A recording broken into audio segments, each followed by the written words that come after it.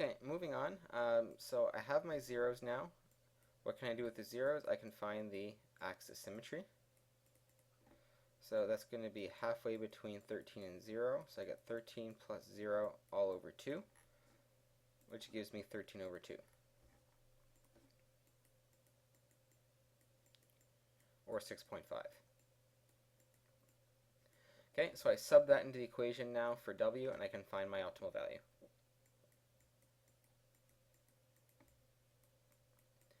So I have negative 3 times 6.5,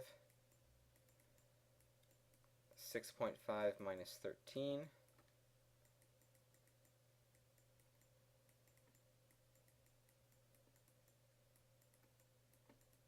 Okay, if you run that through your calculator, you should get the same thing that we saw on the graph,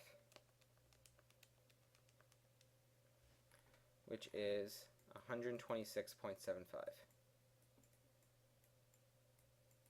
Okay, so what I've just found here is the maximum area. It's my optimal value, and I'm done. Okay, don't forget your units. Okay, now, again, I didn't do anything new in this question here. I just want us to find the maximum area, so the optimal value of the equation. I've done that, or sorry, we've all done that tons of times over the last few weeks, once since we started quadratics. There's nothing new here, just a matter of now doing it with a word problem. Okay? Alright, so let's take a look at a couple of examples where they don't necessarily give you the equation. You have to try and create it yourself. So Bill and Ted have a mushroom farm, and currently they sell, on average, 1,600 pounds of mushrooms at $15 per pound every month. And they've done some research that shows that when they increase the price by $2, they will lose 100 pounds of sales every time they do so. So we want to find what price they should charge to maximize their revenue. Now, we've done questions like this in the past, and we saw that I found the best way to model this was to let x be the number of price changes. So in this case, the price changes are $2 each, the number of $2 price changes.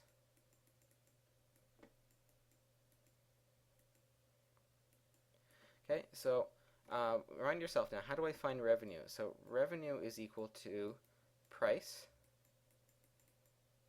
times number sold. So when Bill and Ted are talking about the price here, well, they start off selling the mushrooms at $15 a pound. Every time they change the price goes up by $2. So with $15 plus $2 for every price change, 15 plus 2x. Okay, for the number sold, okay, we now, again, we start off selling 1,600 pounds, and we lose 100 pounds in sales for every price change. So in one step there, I now have my equation. Revenue equals 15 plus 2x times 1,600 minus 100x. Okay, so even though I didn't have the equation, I was able to create it there. So A is asking what price they should charge to maximize the revenue. So again, let's interpret what's happening here. We want to maximize, change colors here, maximize revenue. Okay, so if we're maximizing the revenue, once we see the word maximize, we're thinking something to do with the vertex. And what are we being asked to find here? Well, we're being asked to actually find a price. So if we want to find a price, we need to know the number of price changes, which means we're trying to solve for the x value of the vertex, which is the axis symmetry. Okay, so to find our axis symmetry, well, let's take a look. We're in factored form right now. So from factored form, we can get our zeros. Okay, so from each factor, I can solve. So I'm going to have 15 plus 2x equals 0, which is going to give me an x value of negative 15 over 2. And from the blue one right here, I'm going to get 1,600 minus 100x equals 0. So when I solve for x there, I'm going to get x equals 16. Okay, so I have my two zeros right there. I can find the axis symmetry from there.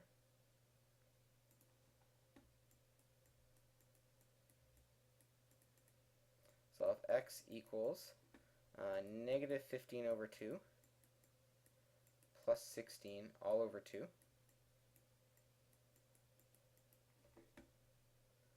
Okay, so that tells me it's going to be 4.25. So again, what have I found here? I found that 4.25 price changes, that's my number of price changes, 4.25 price changes will give me my maximum revenue. If I want to find the actual price, well, the price comes from this part of the equation right here. So just to finish off here, I'm going to say, okay, my price will be $15 plus $2 for 4.25 price changes. Okay, I'm going to run that through my calculator, and I should get a price of $23.50. Okay, so that's my price to maximize the revenue. Again, nothing new. We've set up problems like this back when we first learned factored form, but again, we're in the context of a word problem here. We're being asked to maximize the revenue. Price comes from the x value, so we have to find that. Alright, and to finish this one up, it asks how many mushrooms will generate $26,600 in revenue. Okay, so in this particular case, okay, I still have my revenue equation from the previous example. So I have 15 plus 2x and 1600 minus 100x. Okay, and my revenue now, I'm being told that the revenue is 26,600. Okay, so what I can do here is I can solve for x. It's a quadratic equation, which means my strategy is to move everything over to one side of the equal sign, have everything expanded and simplified so I can have 0 on the other side. So before I move the 26,600 over, I'm going to expand over here. So I can use an array. So I have 1600 minus 100x and 15 plus 2x. Okay, so take some time on your own and fill out this array and get this all in expanded form. Okay, so once I expanded my array and collected my like terms, I got negative 200x squared plus 1700x plus 24,000. Now that it's expanded, I can bring the 26,600 over by subtracting it.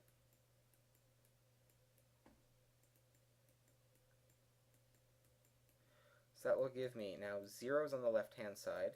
I have negative 200x squared plus 1700x, and this will be minus 2,600. So I have standard form. It's equal to 0, so my options are factoring or quadratic formula. I'm not sure if it factors just yet. I could check the discriminant, but I can see right away that everything here is going to be divisible by 100. So I'm going to factor negative 100 out, so at least I have smaller numbers to work with. And that's going to give me 2x squared left over minus 17x plus 26. And again, from here, if you prefer to use a quadratic formula to find your solutions here, you can do so. You can use a 2x squared minus 17x plus 26, throw that all in the quadratic formula. I'm going to check to see if it factors first. I'm going to do my discriminant, b squared minus 4ac. Okay, again, this is always a nice little check to do. So negative 17 squared minus 4 times 2 times 26. Okay, run that through your calculator, you should get 81. And since 81 is a perfect square, this is going to factor by hand. Okay, so I'm going to throw this into an array. Let's see what I get. Alright, once I threw this trinomial into an array, I saw it factored in, eventually I saw it factor into x minus 2 times 2x minus 13. So each of those factors gives me a possible value for x. First one gives me x equals 2. Second one, once I do some solving, gives me 13 over 2. Now remember here, remember what x is. X, we originally defined it as a number of price changes. So it's these many price changes. There are two possible ways you can create this revenue. I want to figure out how many mushrooms sold that will generate. So remember, we sell 1,600 mushrooms and we lose 100 for every price change. So for x equals 2, we have 1,600 mushrooms minus 100 pounds sold or lost in sales for 2 price changes. So 1,600 minus 100 times 2 gives me 1,400. Okay, and I do the exact same thing with my other x value. So I get 1,600 minus 100 times 13 over 2.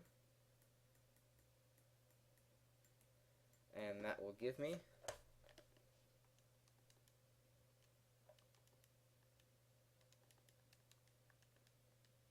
950. So 2 different quantities of mushrooms sold will give me a revenue of 26,600. Okay, so one last example we're going to look at. So a farmer is going to enclose a rectangular area using 340 meters of fencing. If the farmer is going to use the river as one side of the enclosure, determine the dimensions that will maximize the area. What I suggest we do here is create a sketch. So we have a river. So there it is right there. And he wants to put a rectangular area using the river as one side. So if he puts a fence up against the river, it's going to look something like this. Now, we don't know the dimensions of this, but we know rectangles have 2 dimensions, length and width. Let's just call the length L and the width W. Okay. Now, again, you'll notice here that no equation is given for it. We have to create the equation. So I'm trying to maximize the area.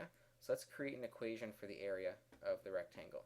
So you may remember from elementary school or middle school that the area of a rectangle is equal to length times width. Okay, now I'm trying to find the dimensions that maximize the area. The problem with this equation right now is you'll see I have too many variables, right? I actually have 3. I have 1 dependent variable, and right now it depends, the area depends on both length and width. I cannot do anything with this while there's 2 variables here. So one of the things I mentioned way back on the first slide over here is that not only do we sometimes have to create the equation that models the problem, sometimes there may be multiple variables, and the way around this is to create a second equation to eliminate one of the variables.